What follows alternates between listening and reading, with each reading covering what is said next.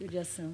Isso é uma curiosidade, até você falou sobre ele não se apegar muito à religião, ele ter as próprias convicções, e talvez faça sentido, de alguma maneira, que, na verdade, o que ele considerava certo, ele seguia.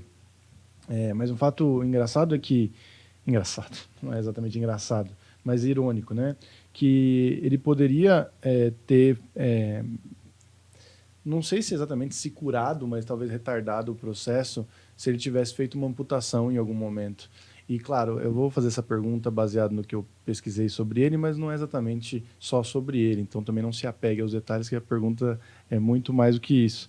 Mas, por exemplo, uma pessoa tem uma doença, e aí a ciência diz, né, e tem condições de curá-la se fizer uma amputação. Ele fala, então, mas minha religião não permite, porque meu corpo é um templo e eu não posso me curar, por causa, usando, né, esse seu método. E aí, o que você poderia ter retardado a sua morte, ou, né, evitado a sua morte, acabou... No final, ele até mudou de opinião e foi tentar, só que aí já era tarde demais. Mas uma pessoa que segue dessa maneira... É um problema a pessoa seguir, é um problema uma religião que prega que você não pode usar a ciência para se curar, ou sei lá, tem umas religiões que você não pode nem mexer com sangue, né? Tem várias questões assim. Eu não sei exatamente como perguntar isso, mas aonde está o erro? Não tem erro. Não tem nenhum erro? Não tem, porque aí é o respeito pela alma. Então, não existe, nesse caso, nesse ponto, não vai ter culpados em nenhum setores. Em nenhum setores vai ter o culpado. Então, ele optou pelo livre-arbítrio dele, né? E perante a alma, toca. Porque para a alma não tem significado nenhum. O ter ou não, o tirar ou não. Então, ela está intacta ali. E a partir do momento que ele não mexer, ela vai ficar mais intacta ainda, por incrível que pareça. Porque ela vai estar real, vai estar no movimento bruto dela, na forma que ela veio. Então, não existe culpado. Porque não tem nenhuma intenção... É que, o que eu tô tentando entender, tá? Porque o que o Humberto, mundanamente, que é o que nós fazemos aqui, somos a parte mundana da coisa, pensa, puta, que besteira, né? O negócio da religião dele lá, que não permitia que o dedo fosse amputado porque você não poderia profanar o seu corpo, fez com que ele morresse muito mais cedo, ele poderia ter vivido muito mais.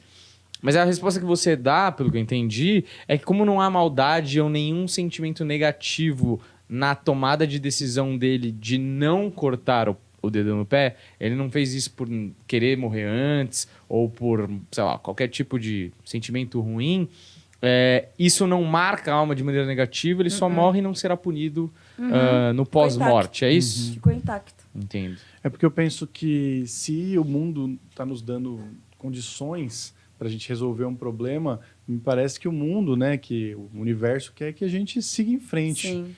E aí quando a gente meio que quebra esse plano pode até ser um plano de destino, mas aí também o destino pode querer que você seja negacionista e tudo mais, e está tudo bem. Né? Virar o destino, mudar o rumo da história, né? Ele não traz culpa nenhuma nisso. Ou ele ou outra pessoa, se tomasse essa decisão, não ia ter punição nenhuma. E se, sei lá, você tomar essa decisão por um filho, por exemplo, ou por um ente querido que não tem, sei lá, é menor de idade, não tem poder de decisão, mas poderia, sei lá, ter uma carreira gigantesca de coisas boas pela vida e... Então, aí nesse caso, você está entrando no livre-arbítrio do outro. Aí você, na espiritualidade, você responde por isso. Porque no caso, de repente, o bebê ele tem que tomar uma decisão, mas ele está em dúvida e você toma por ele ali, num leito que ele não pode tomar, né? Numa situação que ele não pode tomar. Aí, a partir do momento que você tomar essa decisão, você está entrando no livre-arbítrio dele. Aí você responde. Aí você pode ser tanto punido quanto não. Né? Mas, nesse caso, você já entrou no livre-arbítrio dele. Né? Agora, se ele optar pela decisão dele, pela opinião dele, aí o livre-arbítrio é dele. Isso se torna livre para ele. E a partir do momento que você for mexer na cumbuca do outro, aí você já está levando o problema dele para você energeticamente. Aí você acaba adquirindo o teu karma. O karma que era dele, a atitude que era dele. Então, o problema que era dele passou a ser seu. Então, isso, nesse ponto de diversões de duas pessoas, acaba você tendo negativo para você. E ele mesmo não leva nada.